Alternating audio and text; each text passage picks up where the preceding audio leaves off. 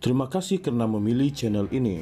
Sebelum kita mulakan video ini, sila pertimbangkan untuk menekan butang like, share, dan subscribe, dan aktifkan butang lonceng Anda agar Anda sentiasa mendapat info-info percuma pada setiap hari dari channel kami. Dan tinggalkan komen Anda karena komen Anda amatlah dihargai. Terima kasih. Perdana Menteri Anwar Ibrahim hari ini berkata, keputusan SPRM mendakwa hanya 2 daripada 8 adun Sabah yang terbabit dalam skandal rasuah lesen melombong dibuat berdasarkan pertimbangan kes kuat di mahkamah. Anwar yang menjawab Ronald Kiandi, PN Beluran berkata, ini berdasarkan justifikasi SPRM apabila dia bertanya skandal yang pertama kali didedahkan oleh ahli perniagaan yang bertukar menjadi pemberi maklumat Albert Tay yang turut didakwa bersama 2 lagi adun gabungan rakyat Sabah GRS. 8 adun dikaitkan liputan video itu, tapi apabila SPRM lihat kes mesti kuat untuk didakwa. Saya tak campur, tapi saya tanya kenapa 2 didakwa. Itu alasan mereka. Mereka ambil kes yang substantif in fact and law untuk pendakwaan. Kalau tak substantif, dengar dari video saja, tak boleh dakwa di mahkamah, kata Anwar semasa sesi soal jawab Perdana Menteri. Pada 30 Jun lalu, Tay didakwa atas 2 pertuduhan memberi rasuah mengikut Seksyen 16(b) Akta SPRM 2009. Dia dituduh memberi rasuah kepada penolong Menteri Pembangunan Perindustrian dan Keusahawanan Sabah Andi Suryadi, Bandi dan Adun Sindumin Yusuf Yaakob untuk membantu mendapatkan lesen cari gali mineral di negeri itu. Andi yang merupakan ahli Parlimen Kalabakan didakwa mengikut Seksyen 16(e) Akta SPRM yang membawa hukuman penjara maksimum 20 tahun dan denda tidak kurang 5 kali ganda nilai suapan atau Rm10.000 yang mana lebih tinggi.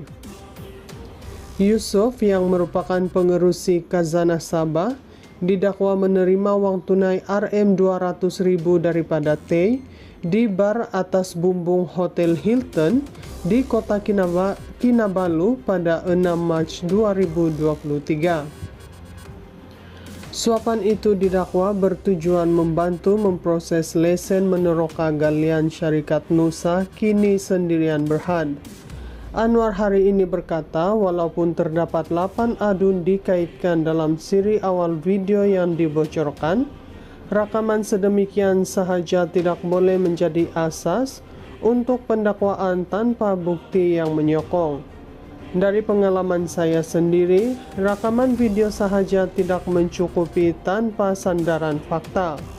Menurut SPRM, mereka yang didakwa adalah mereka yakin mempunyai alasan yang mencukupi. Yang lain hanya berdasarkan kabar angin, termasuk suara dalam video katanya.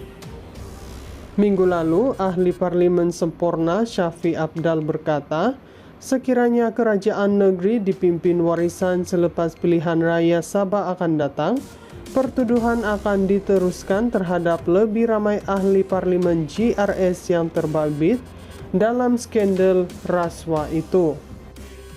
Perdana Menteri Anwar Ibrahim hari ini berkata, keputusan SPRM mendakwa hanya 2 daripada 8 adun Sabah yang terbabit dalam skandal rasuah lesen melombong dibuat berdasarkan pertimbangan kes kuat di mahkamah.